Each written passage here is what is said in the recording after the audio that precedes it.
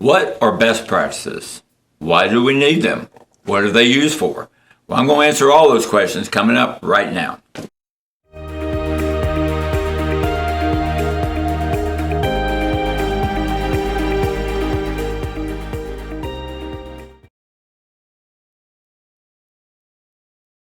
Hello, my name is Michael Finley with the State Personnel Board, and we're here today to talk about best practices. So let's talk about first, what is a best practice?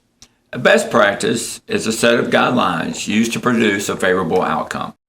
Another way to look at it is the best way to do things that produces the superior outcome. There are other ways to do things, but this is the best way to do something.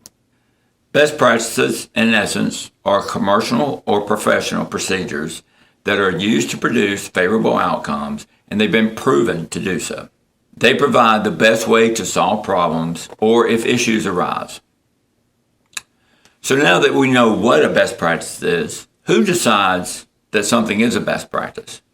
Well, it could be somebody that's an authority, it could be someone a practitioner in the industry, or it could be an organization. They produce these guidelines that others may follow.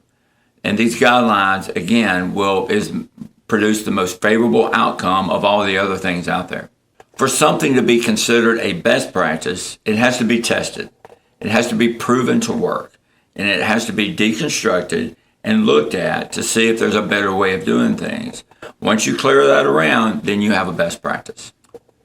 Best practices are created through trial and error by the practitioners that use them often. So when COVID was rampant, organizations were scrambling around trying to find out a best practice on how to deal with that. But the problem was that no one had dealt with that situation before, so there wasn't a best practice.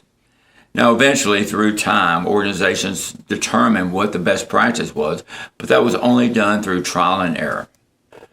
Okay, so we know what a best practice is. We know who creates best practices, so what are they used for? A best practice, if you look at it, is a roadmap for a person or an organization on the best way of doing things. Now, many organizations have best practices. Sometimes they're not really called best practice. An example of this is in the accounting world.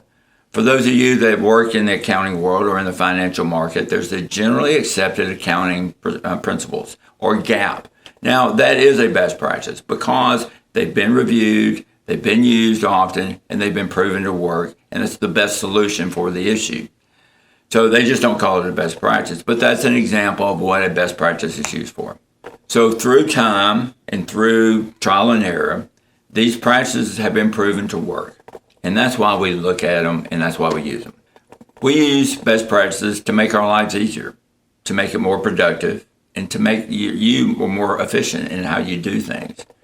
It's also there to make sure that we don't try to continually reinvent the wheel. So now that we've talked about what a best practice is, who establishes a best practice, and what they've been used for, how does this apply to the Mississippi State agencies? Well, in November 2022, the Mississippi State Personnel Board held a Human Resources Summit, and we had over 150 HR personnel from around the state attend. And if you did attend, we thank you for your contributions. During the summit, we looked at 4 HR issues: employee recruitment, employee retention, employee development, and succession planning. So during this HR summit, which was a day long, we had a roundtable discussion on all 4 topics with groups moving between all 4 topics. And during these discussions, we captured the best practices that HR personnel throughout the state have used that works for them. As a result of this HR summit, the Mississippi State Personnel Board is pleased to announce the launch of HR best practices for Mississippi State government agencies. These best practices can be used by HR personnel to address those issues for coming up for recruitment, retention, and development and succession planning. These best practices have been proven to work by practitioners that have used them in our industry.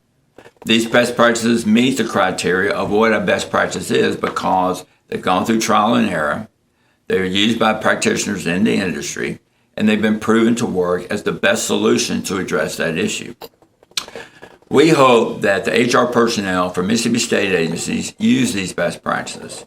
and let us know how they work out for you.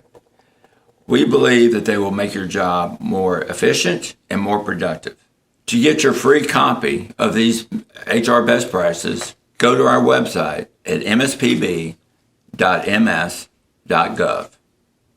We thank you for this, and we look forward to hearing your feedback on this. Thank you.